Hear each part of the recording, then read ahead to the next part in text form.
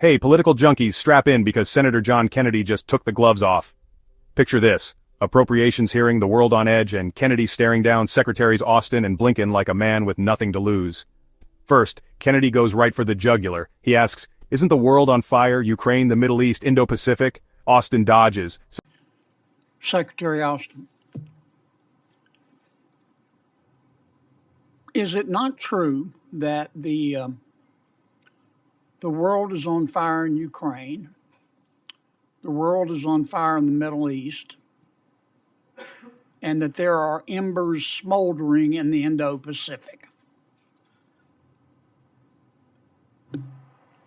I would say that clearly there are challenges in both the places that you mentioned. And of course, in the Indo-Pacific, we see a China that's increasingly aggressive. Do you disagree with my statement? That the world is on fire? I would describe it a bit differently. I agree with your premise that it's as challenging as we've seen. Is it not true? Sorry to cut you off, but we only have limited time. Kennedy isn't having it. He presses, do you disagree with my statement? Finally, Austin cracks, yeah, it's rough out there. But let's be real, the world's burning, and America's either a firefighter or just another guy watching from the curb. Then Kennedy gets blunt about the so-called axis of autocrats. Isn't it obvious China, Russia, and Iran are linking up, starting fires, fueling chaos? Austin admits, they're growing closer. Understatement of the year. These countries aren't just hanging out, they want democracy knocked out cold.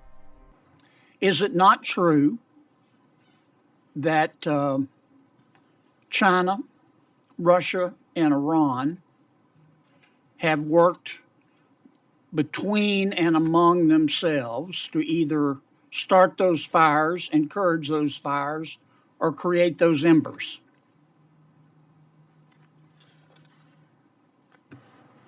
I would say that we see evidence of them growing closer together since the beginning of the Russia-Ukraine conflict.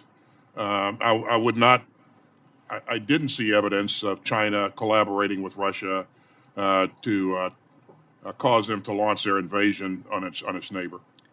Is it not true that China, Russia, and Iran would like to see Russia dominate Central and Eastern Europe?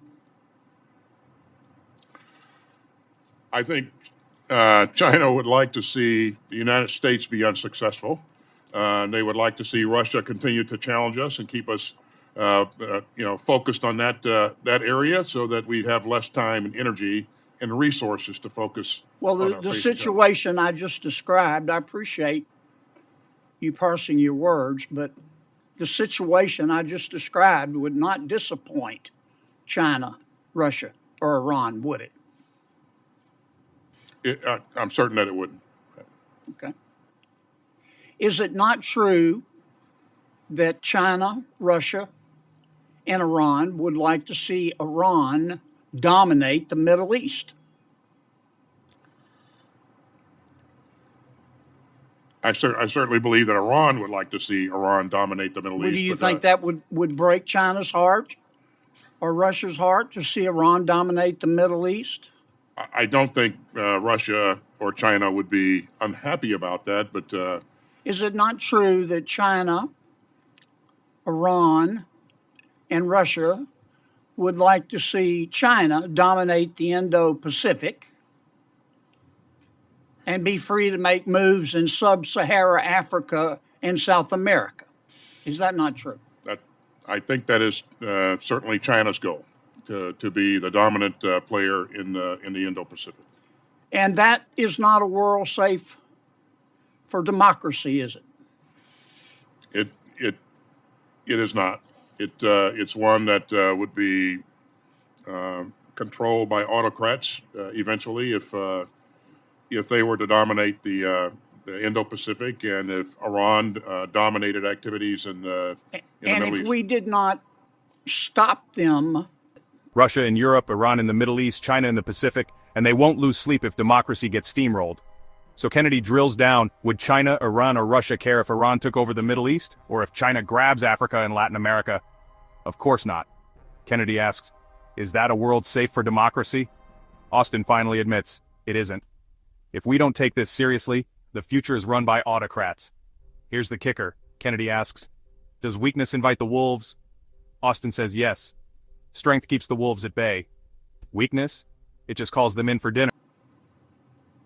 Do you believe it will be more expensive in terms of America blood and treasure to meet them later?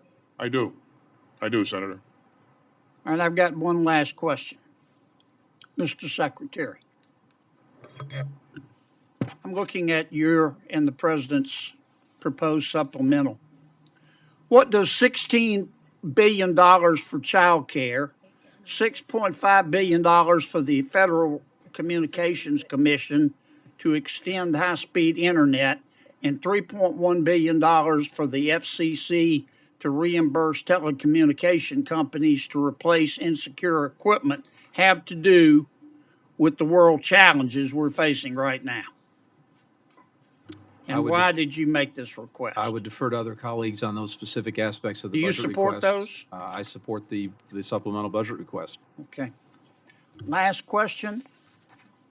Mr. Secretary, I appreciate your candid answers, but why did the Department of Defense oppose my bill calling for a special inspector general in Ukraine so we could follow every penny of American taxpayer money, given the fact that the Inspector General of the Department of Defense has never been able to audit his own department? And then, Kennedy follows the money. Why are billions for childcare, internet, and telecom in a foreign aid bill? Austin deflects. Blinken punts. Nobody answers. Even when Kennedy pushes for a watchdog to track Ukraine funds, they resist. Billions spent, no clean audit, and the fox is guarding the henhouse.